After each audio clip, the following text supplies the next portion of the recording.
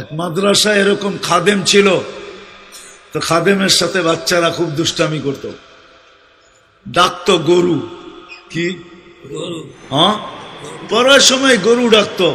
তো ও ছিল একটু সাদা সিধা, সাদা সাদা সিধা বুঝেন,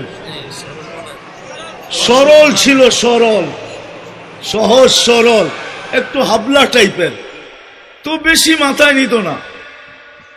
আবার দেখবেন হাবলা মানুষ চেতলে কিন্তু খবর আছে, ঠিক ঠিক না? ঠিক। একদিন বৃষ্টি হইতেছিল প্রচন্ড, এর দায়িত্ব ছিল ছেলেদেরকে খানা পরিবেশন করা। তো খানার সময় গেছে, খানা নিয়ে আসে না, তো ছেলেরা চিৎকার দিতেছে গরু কই গেল।